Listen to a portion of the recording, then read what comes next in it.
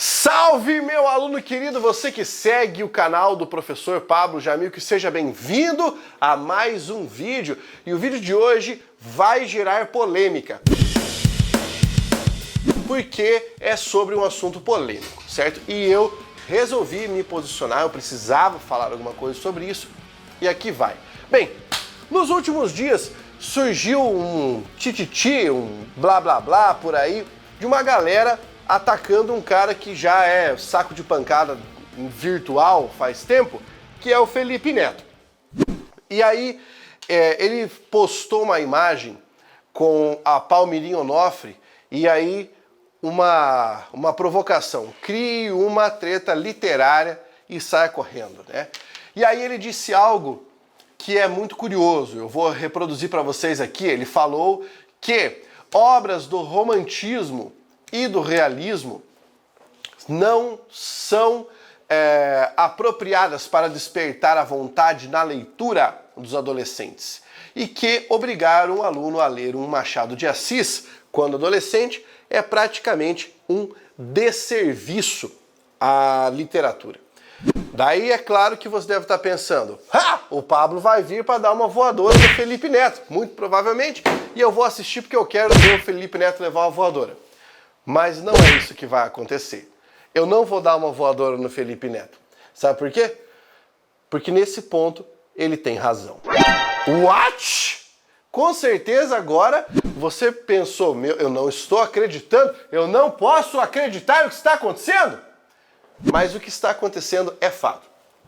E eu vou explicar isso para você, e eu espero que você ouça o que eu vou dizer até o fim deste vídeo. Porque eu expliquei exatamente a mesma coisa no Twitter e as pessoas conseguiram entender, porque está no fio e a pessoa se obriga a ler, e postei esse fio no Instagram. Mas aí no Instagram foi um festival de merda, né?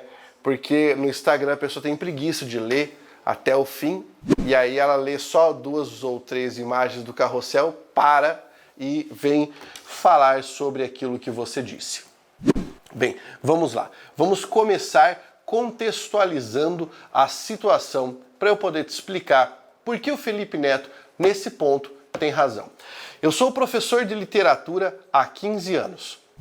Eu fiz a minha graduação em letras, eu fiz o meu mestrado em literatura comparada, mais especificamente, e aí o meu doutorado foi em linguística.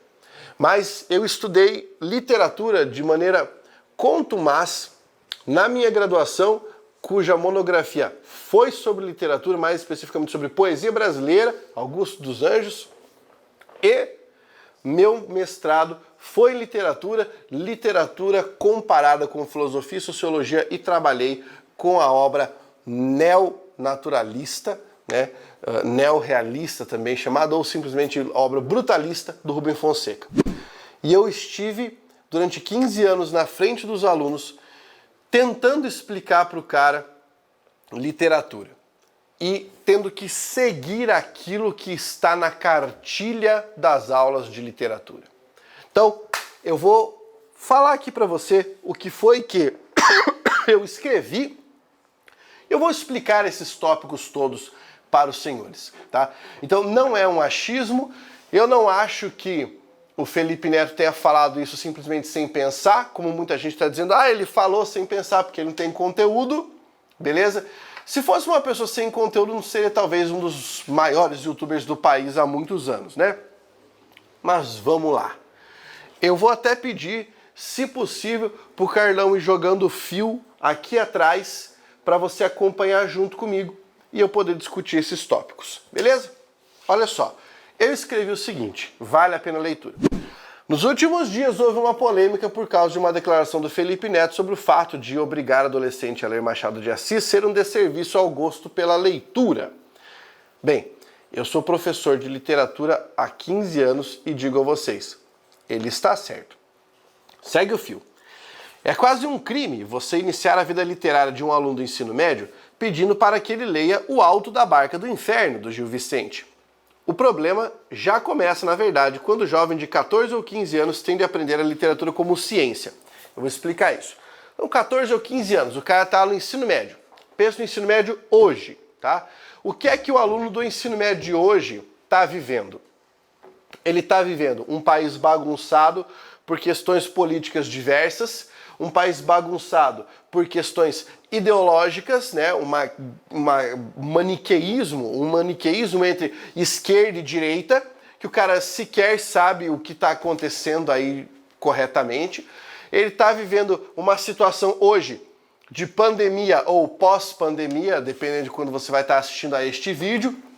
O cara está vivendo o império das redes sociais, em que você tem comunicação simultânea. Muitos desses alunos já nasceram numa era de comunicação simultânea, imersos na internet, imersos num contexto social muito diferente daquele de outras obras literárias, inclusive no meio linguístico. Aí o cara tá lá lidando com matemática, tá lidando com língua portuguesa, geografia, história, ele vai estudando tudo isso, certo? Aí ingressam física, química e biologia para fazer a iniciação científica. Além disso, ele tem que estudar literatura como ciência. Porque se você acha que na aula de literatura você só tem ali um texto para você ler e boa, eu não sei onde você estudou, mas não é assim. O professor de literatura é obrigado a ensinar esquema de ritmo de poema, esquema de rima de poema, escansão de verso de poema, padrões poéticos, padrões prosaicos, figuras de linguagem, tudo isso o cara tem que ensinar, antes mesmo de ingressar nas obras literárias. Mas aí quando ele ingressa, ele tem que dar um panorama de literatura universal, né? Então eu lembro que eu tinha que falar sobre isso. Falar sobre Édipo Rei, Antígona, Édipo Incolono, tinha que falar sobre Enumelich, Hildebrand Schlid, né? Tinha que falar sobre todas as obras que são obras da genealogia da literatura no mundo. Para uma criança que está ali virando dos seus 13 para 14 anos. E o cara ali, ó, anotando conteúdo, porque isso vai ser assunto de prova. O gostar da literatura ali já foi embora, né? Mas vamos adiante. Aí, o povo acha um escândalo dizer uma coisa dessa. Onde é que já se viu? Bem, é o mesmo povo que até hoje não lê esse tipo de livro ou lê com extrema dificuldade. A obra literária é um recorte social e, como tal, reflete valores e situações da época em que foi composta. E nesse ponto aqui se concentra a minha crítica a diversas pessoas que foram falar besteira. As pessoas falavam do tipo, mas eu acho mesmo que tem que forçar o aluno a ler isso, porque senão ele nunca vai ler. Eu, por exemplo, na minha época, tive que ler tudo isso. E você está lendo o que agora?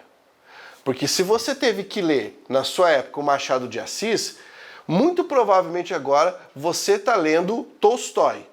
Você está lendo Dostoiévski. E está lendo assim, ó, pá, moendo.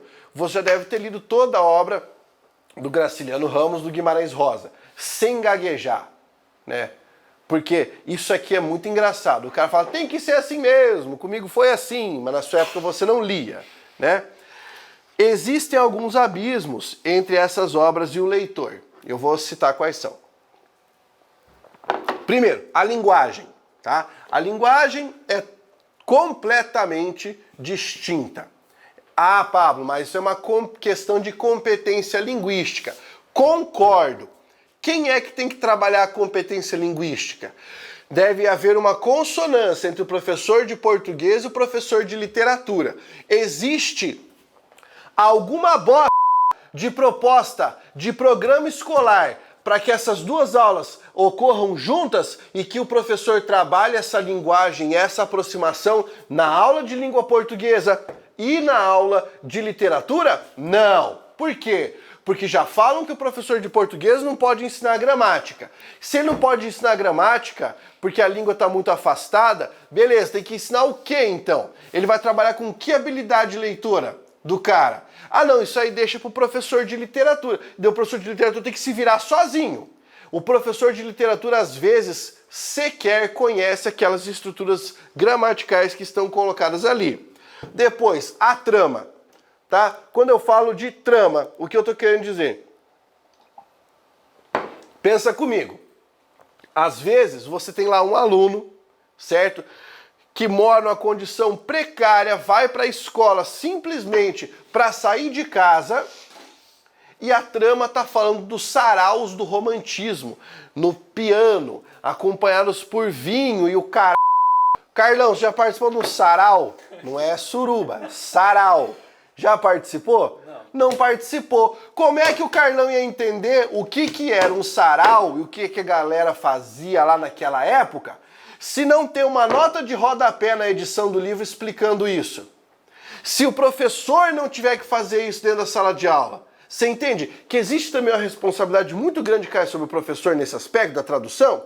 A época de que se fala, os conflitos da época, o arcabouço cultural do autor e o propósito da leitura. Qual que é o propósito da leitura?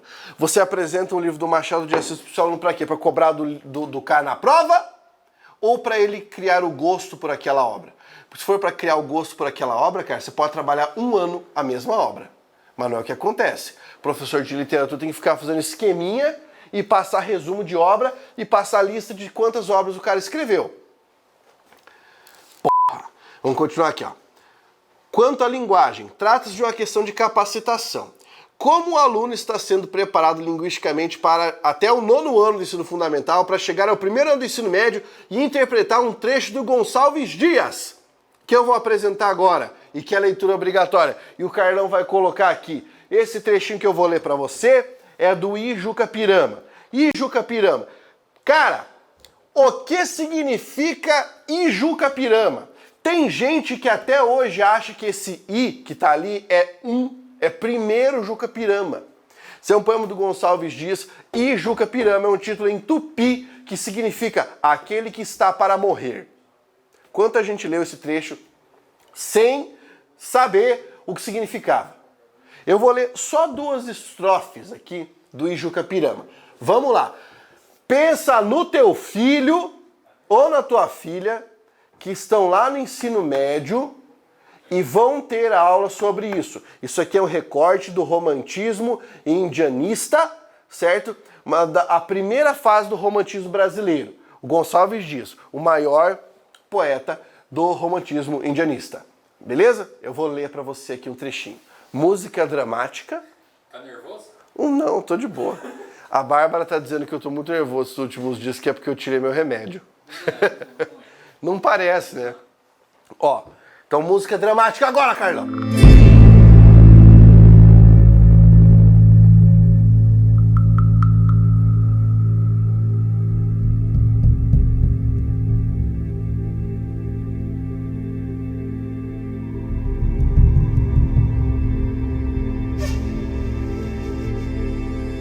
Tu choraste em presença da morte? Na presença de estranhos choraste? Não descende o cobarde do forte, pois choraste, meu filho não és. Possas tu, descendente maldito de uma tribo de nobres guerreiros, implorando cruéis forasteiros, seres presa, divisa e morés.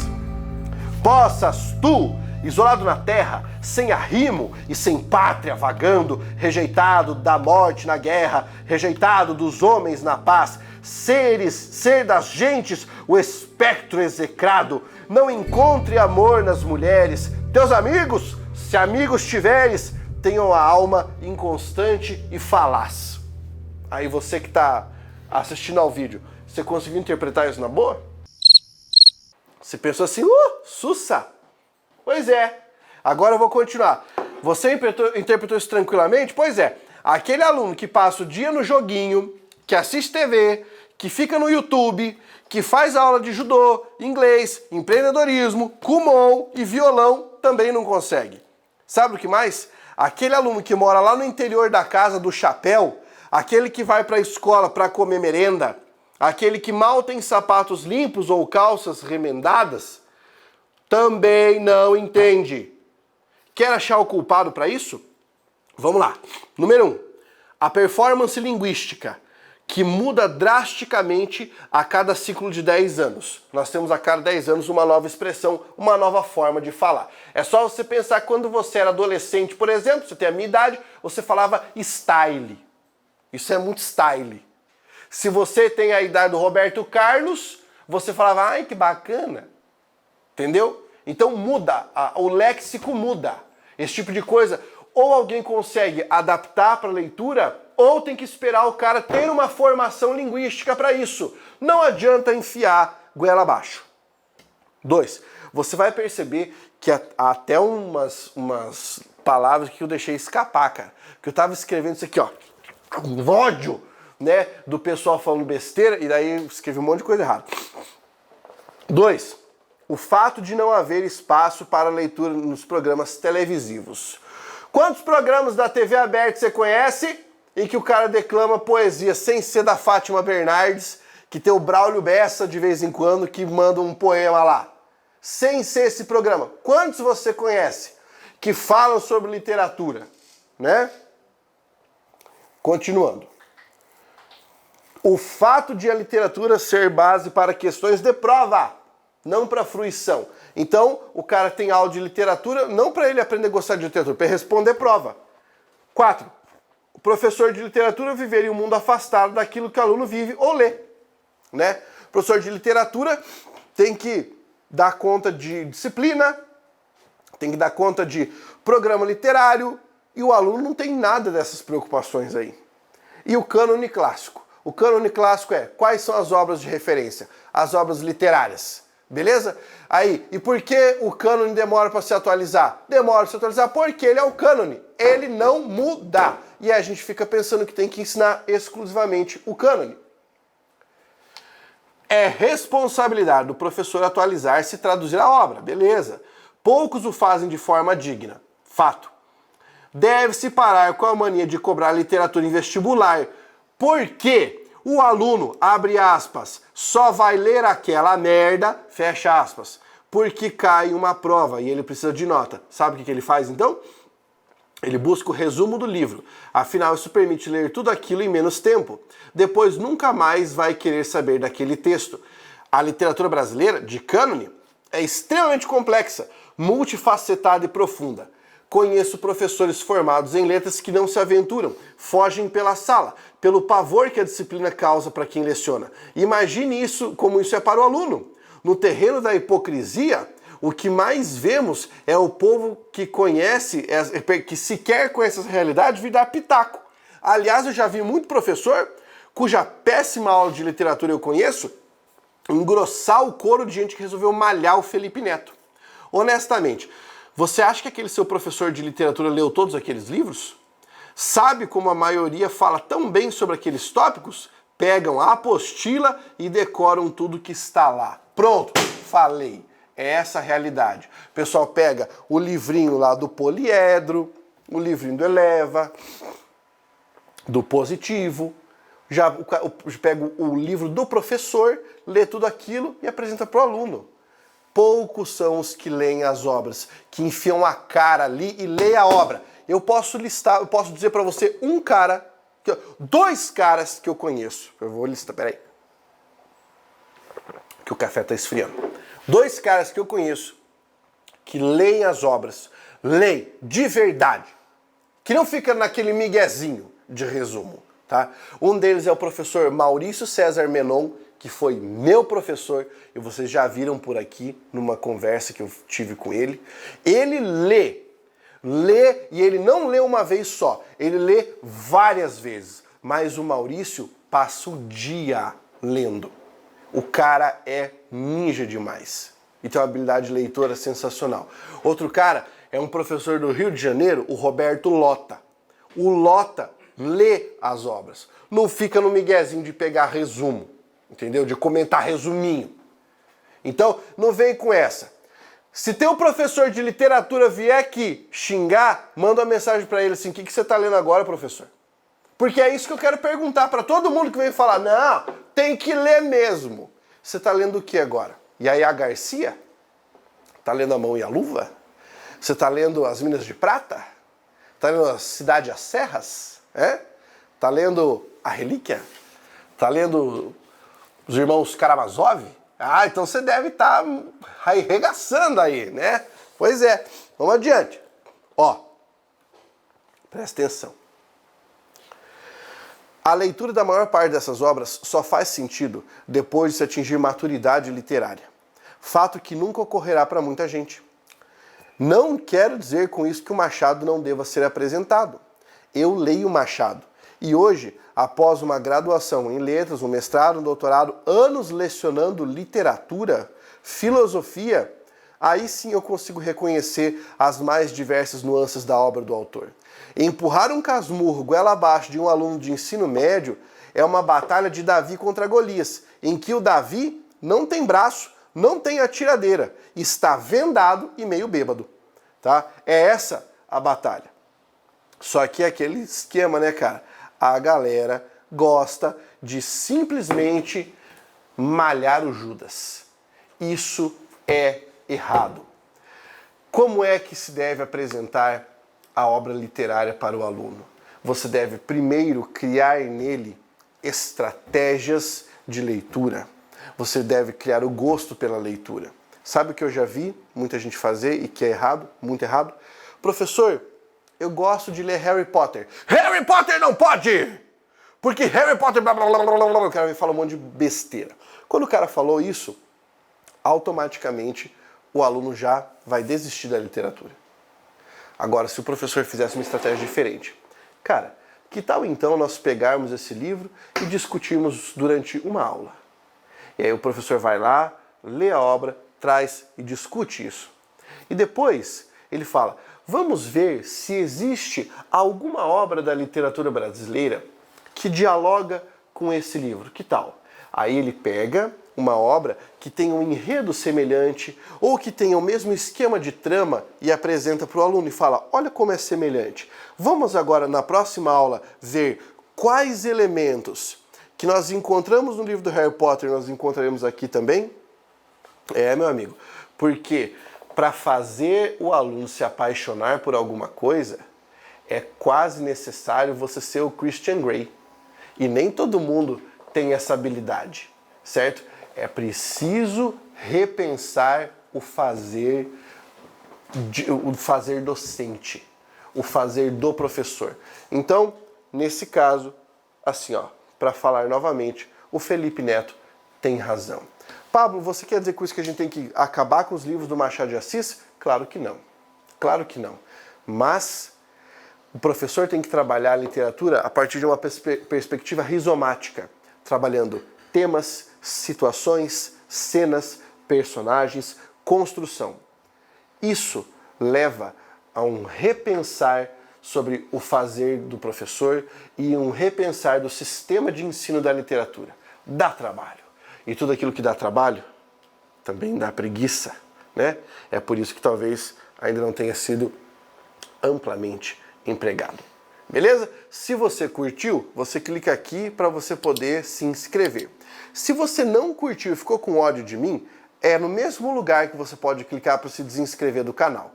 Beleza? Agora, se você achou isso da hora, comenta e compartilha o vídeo. Força, guerreiro!